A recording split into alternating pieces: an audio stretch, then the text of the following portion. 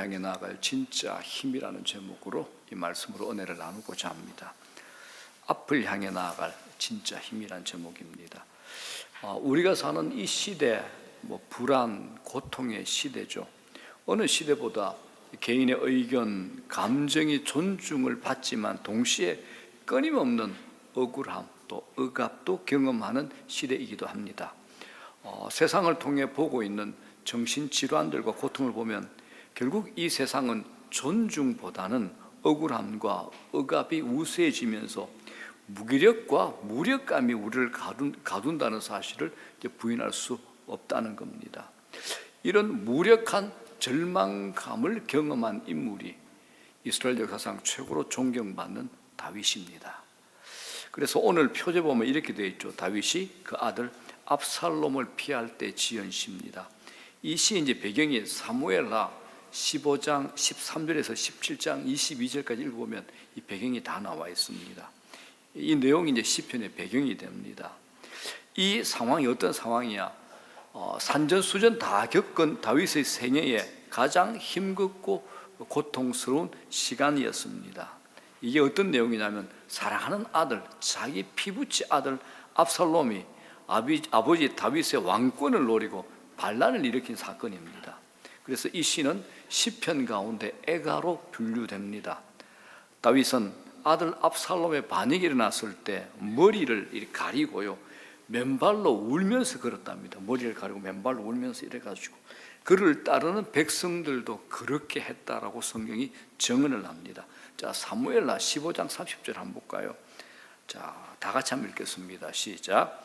다윗이 감난 산길로 올라갈 때 그의 머리를 그가 가리고 맨발로 울며 가고 그와 함께 가는 모든 백성들도 각각 자기의 머리를 가리고 울며 올라가니라. 굉장히 슬픈 광경이죠. 이게 이 시의 배경이 되는 상황입니다. 다윗의 비참함을 보여줍니다. 아들 압살롬의 쿠데타로 인해 가지고 머리를 풀어 헤치고 맨발로 울면서 감람산으로 향하고 있는 겁니다. 그는 왕위도 잃어버렸죠. 인간의 존엄성도 잃어버렸죠. 도망자 신세가 된 겁니다. 이 고난을 마주하고 정면으로 마주하고 있는 상태가 바로 이 상태입니다.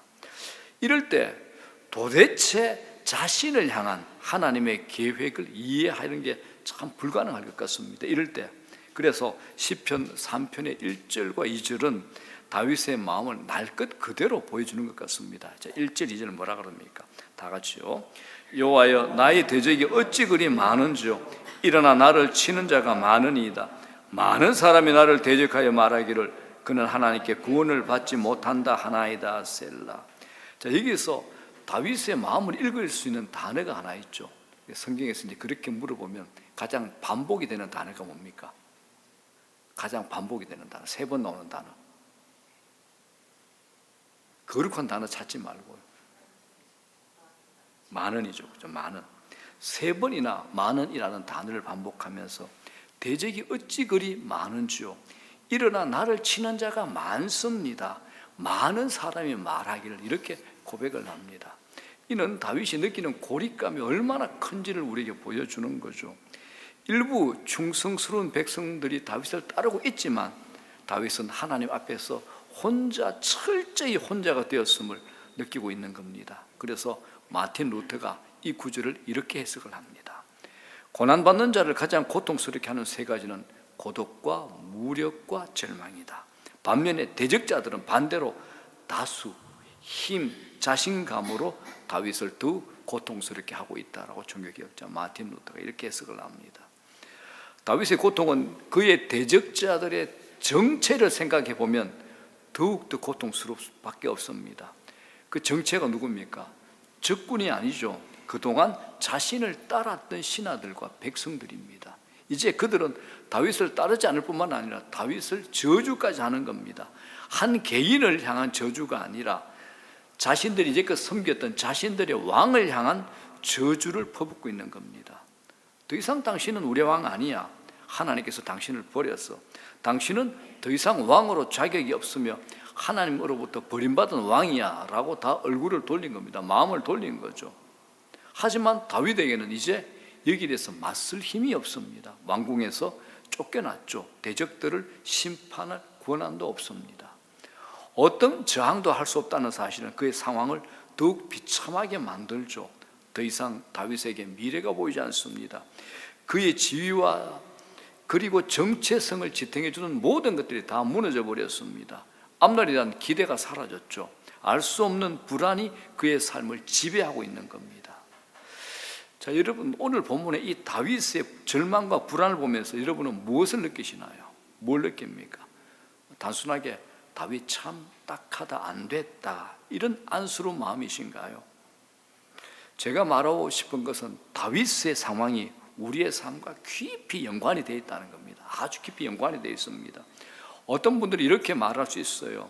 다윗이 처한 상황은 분명히 극심한 불안을 야기할 수 있지만 나는 뭐 그런 대로 그럭저럭 평안한 것 같아요. 당장 눈앞에 큰 문제가 없거나 일상의 평안을 누릴 수 있습니다. 그걸 제가 존중합니다. 그런데 제가 여러분께 진정으로 묻고 싶은 질문이 이겁니다. 정말 평안하십니까? 정말 평안하십니까? 뭐 나 돈 좀 있어요. 재정의 여유가 있어요. 뭐 내 삶에 문제도 없는데요. 그럭저럭 태평하게 살아갑니다. 이게 아니라 진짜 평안이 있는가 이겁니다. 진짜 평안이 있는가? 상황에 의해서 달라지는 일시적인 안정이 아니라 진짜 평안 말합니다. 상황에 의해서 달라지는 그런 안정이 아니라 진짜 평안을 얘기하는 겁니다. 당장에 우리 생활에 문제가 없다고 해서 불안을 무시하고 평안한 척 얼마든지 뭐 가면서 갈 수 있습니다. 그런데 참된 평안 없이 우리는 계속해서 불안 속에 살 수밖에 없습니다. 이 불안은 우리의 생각, 행동, 선택을 지배하죠. 심지어 신앙에까지 깊은 영향을 미칩니다. 누군가 참 기가 막히게 현대인을 이렇게 표현했어요. 현대인의 삶은 바람이 새는 풍선과 같다. 바람 새는 풍선 아시죠? 이거 참 맞는 말 같습니다. 외부의 인정, 사랑이라는 헬륨을 계속 집어넣어줘야 됩니다. 그런데 무시하는 이런 작은 바늘에 아주 취약하죠.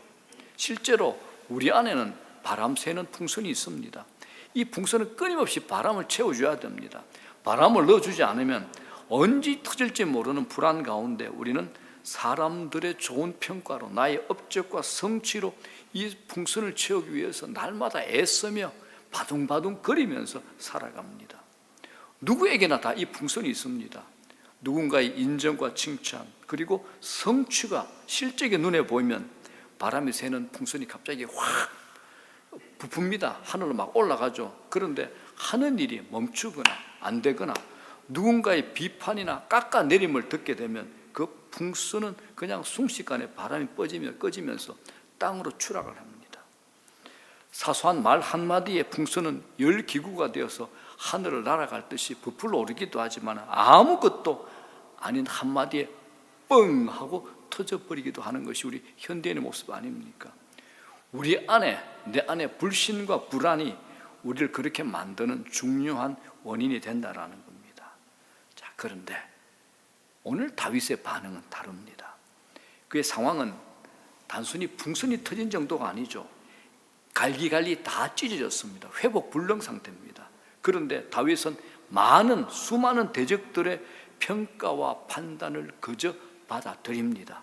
자, 사무엘라 16장 7절이 배경이 되는 또 멋진 사건이 있죠. 그러니까 사울왕 다윗을 잡아 죽이려고 했던 사울왕의 친족 시므이가 이제 다윗이 자기 아들 압살롬을 피해서 도망가니까 그걸 보면서 저주를 합니다. 이렇게 저주합니다. 자, 7절 8절 다 같이 읽겠습니다. 시작. 시므이가 저주하는 가운데 이와 같이 말하니라. 피를 흘린 자여 사악한 자여 가거라 사울의 족속의 모든 피를 여호와께서 네게로 돌리셨도다. 그를 이어서 네가 왕이 되었으나 여호와께서 나라를 네 아들 압살롬의 손에 넘기셨도다. 보라, 너는 피를 흘린 자이므로 화를 자초하였느니라 하는지라. 이 저주는 백성들이 던진 돌보다도 훨씬 더 큰 고통으로 다윗을 때렸을 겁니다. 얼마나 억울했겠습니까? 사울왕이 폐위된 것은 명백한 하나님의 뜻이었죠. 다윗은 사울왕을 죽일 수 있는 기회가 몇 번 있었는데 그의 몸에 칼을 대지 않기로 작정하고 칼을 대지 않았잖아요. 그런데 사울왕의 신하 시므이가 다윗이 피를 흘렸다면서 하나님께서 같은 방법으로 압살롬을 통해서 네가 섬기는 그 나라를 당신 아들에게 넘겼다라고 얘기하는 겁니다. 다윗은 얼마든지 항변할 수 있죠. 병면할 수 있습니다. 이 억울함 앞에서 분노할 수 있었습니다. 그런데 다윗의 반응은 정반대였습니다. 다윗을 따라오는 부하 아비새라는 아주 용맹한 부하가 성질이 나는 거죠.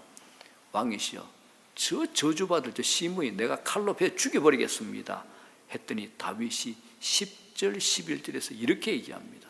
다 같이 시작. 왕이 이르되 그가 저주하는 것은 여호와께서 그에게 다윗을 저주하라 하심이니 여호와께서 그에게 명령하신 것이니 그가 저주하게 버려두라. 다윗은 현 상황을 단순한 패역한 압살롬의 반역 때문이라고 생각을 하지 않았던 겁니다. 대신 그는 이 모든 것이 하나님께서 허락하셨기에 일어난 일이라고 받아들이는 겁니다. 이 비참한 상황조차도 하나님의 주권적인 손길이라는 것을 다윗은 겸손히 받아들이고 있습니다. 여러분 어떻습니까? 너무 비참한 나머지 다윗이 포기해버린 겁니까? 삶의 의미와 목적을 잃고 완전히 무너져 버린 겁니까? 그렇게 이해할 수 없죠. 다윗은 정반대입니다. 다윗은 이 모든 일을 주관하시는 하나님의 손길을 여전히, 하나님의 주권을 여전히 인정하고 있는 겁니다. 도무지 이해할 수 없는 이 절망 속에서도 다윗의 위대한 점은 이 절망적인 상황에서도 하나님을 신뢰하고 있는 겁니다. 자, 오늘 본문 시편 3편 봅시다. 3절이 주목인데 1절 2절과 상황을 연결해서 한번 봅시다. 1절 2절 3절 다 같이 시작. 여호와여 나의 대적이 어찌 그리 많은지요 일어나 나를 치는 자가 많으니이다. 많은 사람이 나를 대적하여 말하기를 그는 하나님께 구원을 받지 못한다 하나이다. 셀라. 여호와여 주는 나의 방패시요 나의 영광이시요 나의 머리를 드시는 자이시니이다. 자, 3절에 여호와여 앞에 원문을 보게 되면, 히브리 원문을 보게 되면 그러나 이렇게 시작합니다. 다윗은 그러나 여호와여 이렇게 시작합니다. 모든 이가 자신을 비방하고 하나님께 버림받은 왕이라고 비판하지만은 그러나 여호와여라고 다윗은 외치고 있는 겁니다. 하나님은 여전히 자신의 방패시고 자기의 영광이 되시고 자기의 머리를 드시는 이십니다라고 고백을 하고 있는 겁니다. 자, 여기에서 이제 우리가 믿지 않는 사람들이 우리에게 불평하면서 던지는 불신적인 질문, 또 믿는 분들도 고난을 받을 때 오래 고난의 시간이 지속되면 불편한 질문을 늘 가지고 있습니다. 말은 안 하지만 하나님께서, 방패 되시는 하나님께서 문제가 생기기 전에 진작 방패가 되어 주시지 왜 하필 문제가 터지고 난 다음에 방패가 되어 주시겠다고 나섰냐, 이거죠. 이런 질문을 우리가 자주 받습니다. 왜 하나님께서는 우리 신자의 비참한 상황을 미리 막지 않으셨을까요? 이거 우리 질문 아닙니까? 왜 미리 안 막아주십니까? 다윗이 명예를 잃어버리고 왜 저주받는 저 자리까지, 저 바닥에까지, 밑바닥에까지 내려가도록 하나님께서 내버려 두시냐 이겁니다. 마치 소 잃고 외양한 고치듯이 망가질 대로 망가진 인생에 방패가 무슨 소용이 있습니까? 비참하게 수치를 다 겪고 난데 고기를 드는 게 무슨 의미가 있습니까? 이게 우리 질문 아니겠습니까? 그런데 여러분, 여기 이 지점이 우리가 기독교 복음을 가장 잘 오해하는 지점입니다. 우리는 종종 하나님이 방패가 되시고 영광이 되시고 우리의 머리를 드시는 분이시라는 것을 문제로부터 보호받는다, 세상으로부터 지위가 상승된다, 영광스러운 삶으로 오해합니다. 이건 기독교에 대한 오해입니다. 다윗은 여호와가 방패가 되시기에 시므이의 저주나 압살롬의 쿠데타로부터 자신을 지켜주셨어야 했다라고 말하지 않고 있습니다. 복음은 우리가 풍선이 터지지 않도록 사람들로부터 우리를 지키는 것이 아니라는 겁니다. 오히려 다윗은 3절에서 고백하는 이 세 가지 절망 속에서도 앞으로 나아가는 힘이라는 겁니다. 이 절망 속에서도 앞으로 나가는 힘, 이게 복음입니다. 이건 단순한 정신승리의 외침, 이거 아닙니다. 이 고백은 진정 절망스러운 현실을 직면할 수 있게 만드는 힘입니다. 이게 우리 신자의 힘이 됩니다. 히브리어로 방패는 두 가지 용어가 있습니다. 백병전용, 그러니까 전쟁할 때 있잖아요. 작은 게 있잖아요. 보다 앞으로 밀고 나가는 정쟁. 그 백병전용 작은 방패가 있고, 성곽에서 아주 자기 키높이 되는 것, 성곽에서 자기 몸을 막기 위한 전신을 가리는 긴 방패가 있습니다.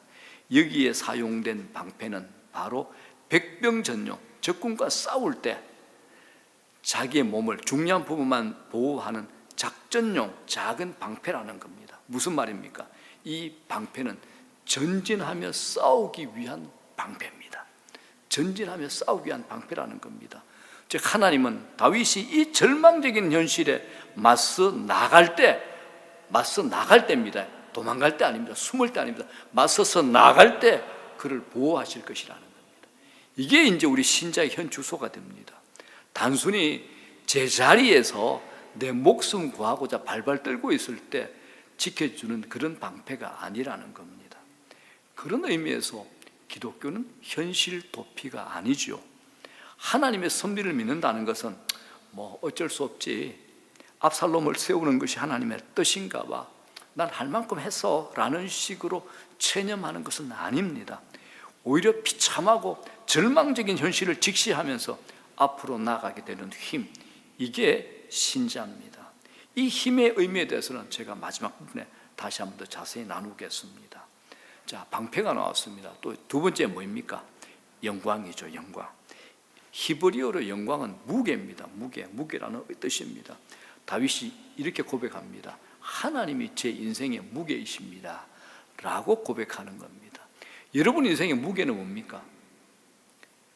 그러면 그래야지 돈입니다. 뭐 내가 꿈입니다. 내 비전입니다. 아닙니다. 다윗은 하나님이 내 무게입니다. 하나님께서 제 무게이십니다 라고 고백하는 겁니다. 이 고백은 쉽게 터져버리는 풍선과는 완전히 다르죠. 여호와가 자신의 중심을 잡아주는 무게가 되시기에 다윗은 자기 아들 압살롬의 반역이나 시므에의 저주에도 무너지지 않았다라는 겁니다. 내 무게 아닙니다. 하나님의 무게라는 겁니다. 그의 마음 깊은 곳에는 흔들리지 않는 이런 영광의 무게가 있다는 겁니다. 다윗이 이렇게 고백합니다. 나의 진정한 무게는 하나님입니다. 내가 가치를 두는 것들보다 하나님이 더 중요합니다. 제가 원하는 삶의 계획보다 하나님의 계획이 우선입니다. 지금 마주한 절망과 불안의 상황이 무슨 뜻인지 나는 다 모르지만 이 상황을 허락하신 하나님을 나는 더 신뢰합니다라는 겁니다. 그의 정체성을 붙잡아주고 설명해주는 영광의 무게가 다윗을 지금 지탱하고 있는 겁니다. 그래서 많은 대적의 공격에도 그의 중심은 흔들리지 않습니다.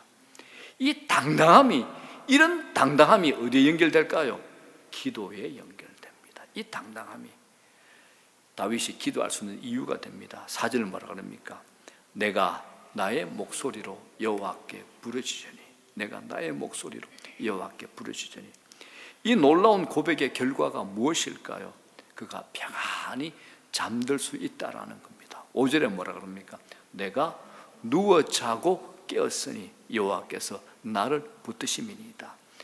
압살롬의 군대가 자기를 지금 치기 위해서 쫓아오는데 그는 평안히 잠들고 깨었다라고 고백을 합니다. 다윗은 더 이상 불안감을 느끼지 않습니다. 오히려 가장 평안함을 느끼는 겁니다. 왜요?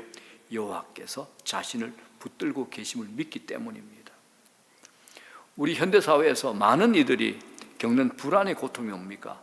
잠을 편하게 자지 못한다라는 겁니다. 뜬 눈으로 밤 지새우는 거죠. 문제를 내려놓을 수 없기 때문에 누울 수도 없고 눕지 못하기에 일어나지도 못하는 겁니다. 능력주의 시대의 요구 앞에서 수치를 면하기 위해서 우리가 잠들 수 없잖아요. 불확실의 세상에서 내 지위를 지키기 위해서 평안히 잠들 수가 없잖아요. 성공하지 못한다면 세상이 내게 호의를 베푸지 않을 것이라는 불안 속에서 결코 평안히 잠들 수 없던 겁니다. 그런데 오늘 다윗은 평안히 자고 일어났습니다. 심지어 천만인이 자기를 애워사도 그는 이제 두려워하지 않는다라고 고백을 합니다. 감담는 산을 향해서 머리를 풀어헤치고 고개를 숙이며 눈물로 걷던 다윗은 이제 평안한 사람이 되었습니다. 압살롬과 많은 사람들의 위협 속에서 다윗이 평안히 잠들고 일어날 수 있던 이유가 뭡니까? 바로 그러나 여호와가 나의 영광입니다 라는 고백 때문에 그러합니다. 영광의 무게가 다윗을 붙들고 있는 거죠. 이 의미는 여호와께서 그의 마음과 삶의 중심이 되셔서 견고한 토대가 되어주신다라는 의미입니다. 무엇도 다윗을 흔들 수 없는 거죠. 다윗은 지금 진정한 평안을 경험하고 있는 겁니다. 그러나 여러분 오해하지 마십시오. 다시 말씀드리지만 이 의미는 결코 현실 도피나 세상과의 단절을 의미하지 않습니다. 제가 최근에 이제 네이버에 어떤 의학 기사를 좀 읽다가 알코올이 진정제 역할을 한다는 사실을 알았습니다.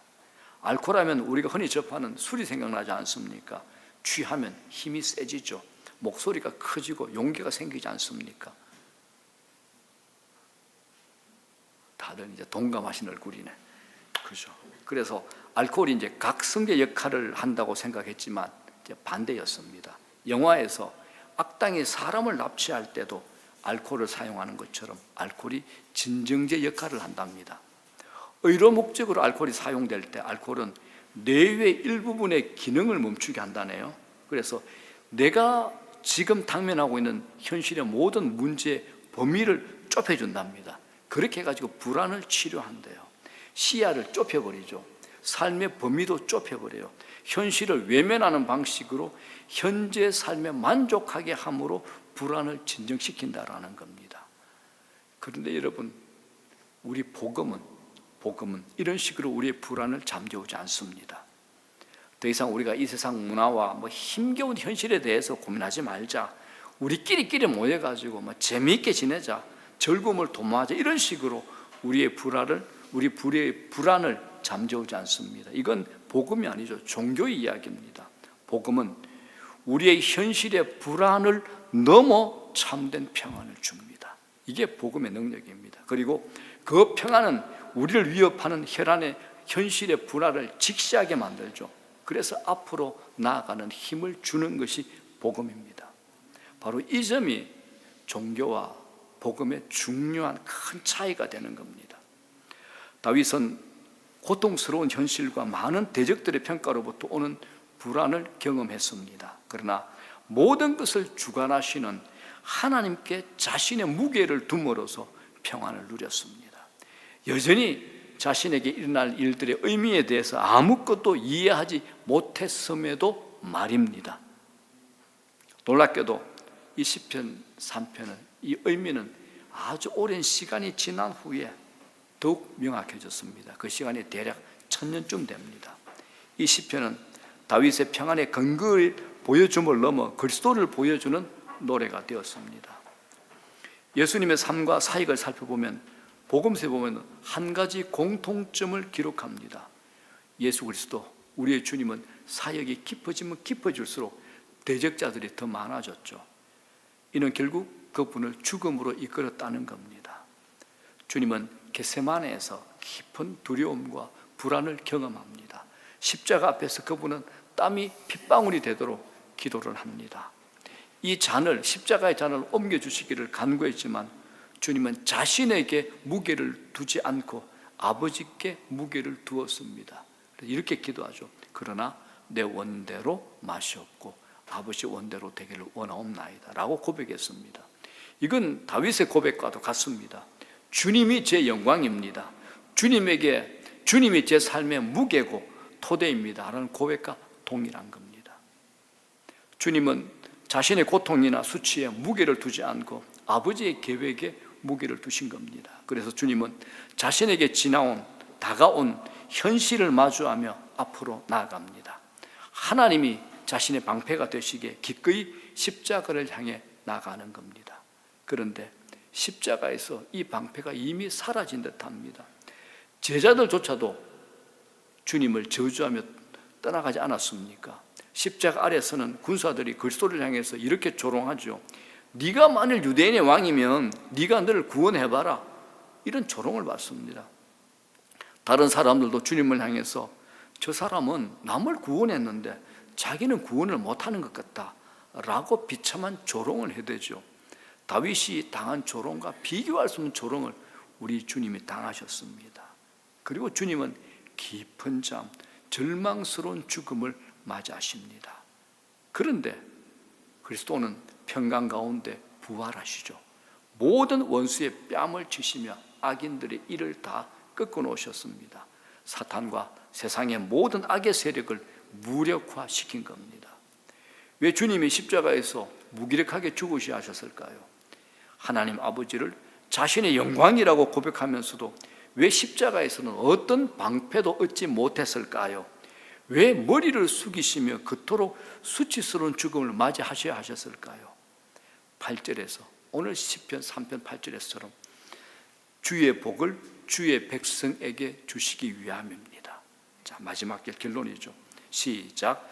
구원은 여호와께 있사오니 주의 복을 주의 백성에게 내리소서. 그리스도께서는 하나님께 무게를 두지 않고 끊임없는 불안 속에서 살아가는 비참한 우리를 대신하여 십자가에 죽으신 겁니다. 그리스도는 비참한 죽음 앞에서 깊은 불안과 절망을 느꼈지만 그럼에도 우리를 위하여 앞을 향해 나가셨습니다.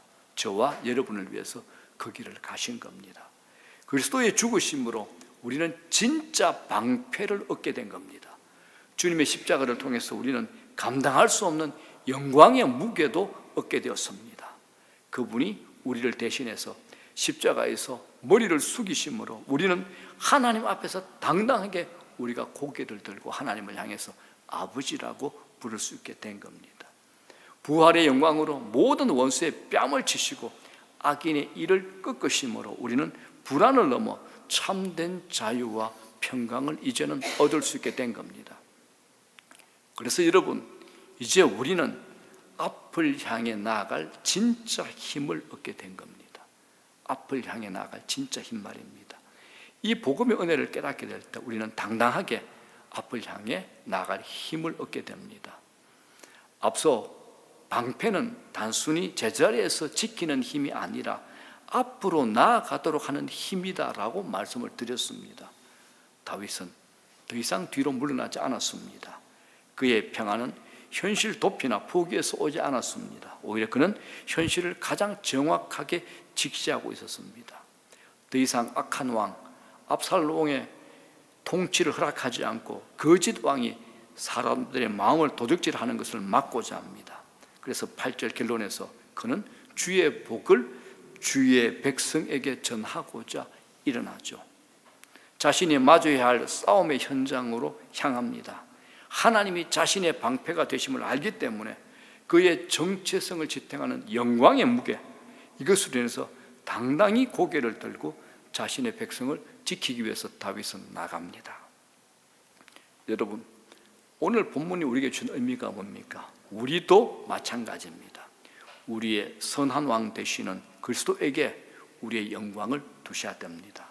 오직 그리스도만이 우리의 무게가 되셔야 되는 겁니다. 그리스도 위에 우리의 삶을 세워야 되는 겁니다. 하나님의 주권적인 손길이 우리를 죽음의 위협으로 인도하는 것처럼 느껴질지라도, 그러나 여호와여, 주는 나의 방패시요 주는 나의 영광이십니다. 주는 나의 머리를 드시는 분이십니다 라고 선포하면서 나가는 겁니다. 불안에 잠들 수 없는 밤에도 하나님께 우리 삶의 무게를 두셔야 됩니다. 우리를 위해서 십자가에서 방패를 이루시고 영광의 무게도 이루시고 고개를 숙이신 그리스도를 볼 때 우리는 불안을 넘어서 평강 속에서 이 현실을 살아갈 힘을 하나님께서 우리에게 주신 겁니다. 최고의 무기가 되는 거죠. 여러분, 이 현실은 이해해서가 아니라 하나님의 주권적인 손길을 믿을 때 가능합니다. 함께 이 은혜를 누리는 저와 여러분 되시기를 주의 이름으로 축원합니다.